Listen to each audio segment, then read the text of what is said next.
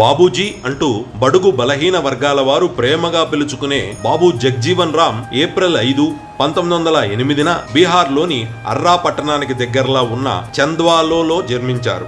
వారు జన్మించిన రోజును సమతా దివస్ గా జరుపుకుంటారు. స్వాతంత్ర సమరయోధుడైన బాబు జగ్జీవన్ రామ్ రాజకీయ నాయకుడిగా దేశ గౌరవాన్ని ఇనుమడింపజేయడమే కాకుండా దళితుల అభ్యున్నతికి విశేషంగా కృషి చేశారు.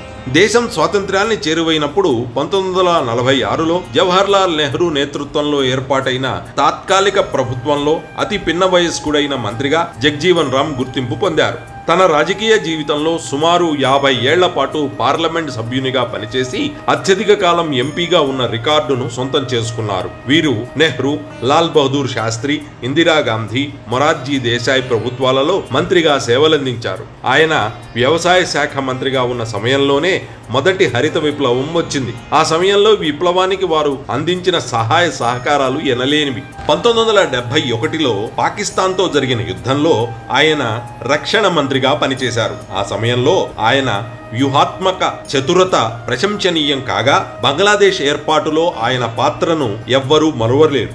బాబూజీ కాంగ్రెస్ పార్టీకి విశ్వసనీయులుగా ఉన్నప్పటికీ ఎమర్జెన్సీ ఆయనను ఎంతో నిరాశపరిచింది. నాటి ప్రధాని ఇందిరాగాంధీ పోకడలపై తిరుగుబాటు ధోరణిని కనబరిచారు. 1977లో కాంగ్రెస్ నుంచి విడిపోయి కాంగ్రెస్ ఫర్ డెమోక్రసీ అనే పార్టీని స్థాపించారు. ఆ తర్వాత ఆ పార్టీ జనతా పార్టీలో కలిసింది. జనతా పార్టీ అధికారంలో ఉన్నప్పుడు ప్రధానమంత్రి పదవికి జరిగిన పోటీలో వెనుకబడ్డారు. ఫలితంగా మొరార్జీ దేశాయ్ ప్రధాని కాగా బాబు జగ్జీవన్ రామ్ ఉప ప్రధాని పదవితో సరిపెట్టుకోవాల్సి వచ్చింది. 1935లో అఖిల భారత అణగారిన వర్గాల కూటమి స్థాపనకు సహకరించారు. అది అంటరాని వారికి సమానత్వం సాధించడానికి అంకితమైన సంస్థ.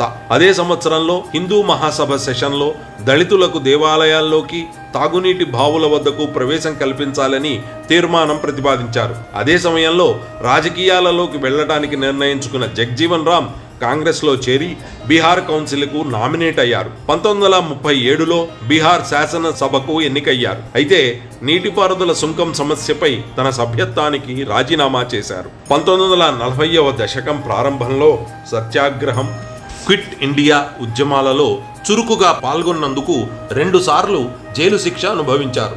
యూరోపియన్ దేశాల మధ్య జరిగిన 2వ ప్రపంచ యుద్ధంలో భారతదేశం పాల్గొనడాన్ని బహిరంగంగా ఖండించిన ప్రధాన నాయకులలో జగ్జీవన్ రామ్ ఒకరు.